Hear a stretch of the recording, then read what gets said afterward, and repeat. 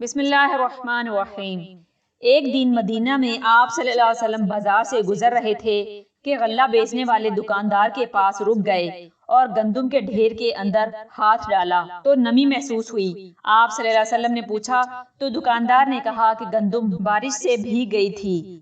آپ صلی اللہ علیہ وسلم نے فرمایا کہ نم آلود گندم کو اوپر رکھنا چاہیے، جو دغا بازی کرے گا وہ ہم میں سے نہیں۔ آپ صلی اللہ علیہ وسلم نے تجارت کے بنیادی اصول بتائے اور فرمایا کاروبار میں ربا، دھوکہ اور جوا شامل نہیں ہونا چاہیے۔ ابو سعید رضی اللہ تعالیٰ عنہ کہتے ہیں کہ رسول اللہ صلی اللہ علیہ وسلم نے فرمایا سچا اور امین تاجر قیامت کے روز نبیوں، صدیقوں اور شہیدوں کے ساتھ ہوگا۔ بہترین کاروبار، عمدہ تجارت اپنے ہاتھ کا کام ہے۔ رسول اللہ صلی اللہ علیہ وسلم نے فرمایا نہ نقصان اٹھانا اور نہ نقصان پہنچانا۔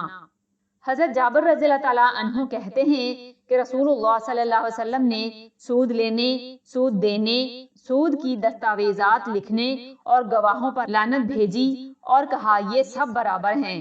حضور اکرم صلی اللہ علیہ وسلم نے فرمایا جو شخص عیب دار چیز کو بیچے اور اس کے عیب ظاہر نہ کرے وہ ہمیشہ اللہ کے غضب کا شکار رہتا ہے اور فرشتے اس پر لعنت بھیجتے رہتے ہیں۔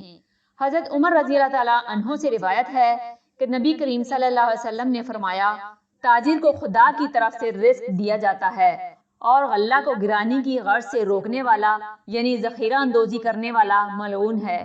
ذخیرہ کرنے اور قتل کرنے والے دونوں ایک ہی صف میں ہیں۔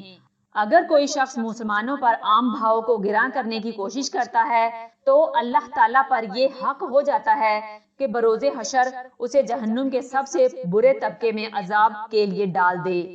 ابن عمر رضی اللہ تعالیٰ عنہ کہتے ہیں کہ نبی کریم صلی اللہ علیہ وسلم کا ارشاد ہے کہ جو شخص گرانی کے خیال سے غلہ 40 دن بند رکھے اس نے خدا کے عہد کو توڑا اور خدا بھی اس سے بیزار ہو گیا۔ قرآن پاک میں اللہ تعالیٰ نے جھوٹ، ناپ تول میں کمی بیشی، دھوکہ، فریب، سود، بددیانتی، ذخیرہ اندوزی اور ناجائز منافع خوری کے بارے میں احکامات بیان فرمائے ہیں۔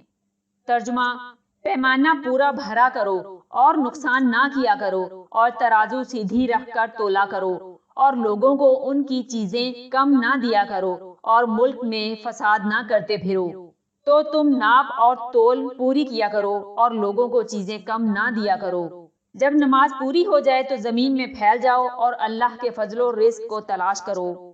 اپنے اموال کو آپس میں باطل کی راہ سے نہ کھاؤ، باہمی رضامندی کے ساتھ تجارت کی راہ سے نفع حاصل کرو۔ وہ کہتے ہیں کہ سودا بیچنا بھی تو نفع کے لحاظ سے ویسا ہی ہے جیسے سود لینا، حالانکہ سودے کو اللہ نے حلال کیا ہے اور سود کو حرام۔ اور جو مال جمع کرتا ہے اور اسے گن گن کر رکھتا ہے اور خیال کرتا ہے کہ اس کا مال اس کی ہمیشہ کی زندگی کا معجب ہوگا، ہرگز نہیں، وہ ضرور حتمہ میں ڈالا جائے گا۔ اور جو مال اللہ تعالیٰ نے اپنے پیغمبر کو مفتوحہ بستیوں کے لوگوں سے دلوایا ہے وہ اللہ کے اور پیغمبر کے قرابت داروں کے اور یتیموں کے اور حاجت مندوں کے اور مسافروں کے لیے ہے تاکہ جو لوگ تم میں دولت مند ہیں انہی کے ہاتھوں میں نہ پھرتا رہے۔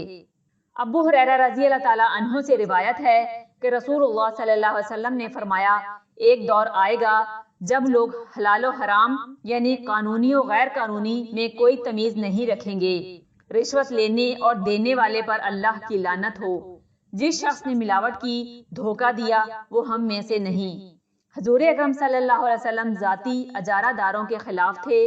آپ صلی اللہ علیہ وسلم نے فرمایا سرسبز زمین اللہ اور اس کے رسول کی ہیں اور کوئی فرد ان کو اپنی ملکیت میں نہیں رکھ سکتا۔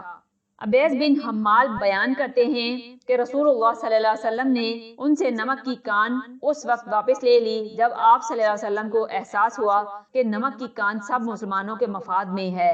آپ صلی اللہ علیہ وسلم نے ارشاد فرمایا اجتماعی مفاد کی ضروری اشیاء ذاتی ملکیت میں نہیں دی جا سکتی۔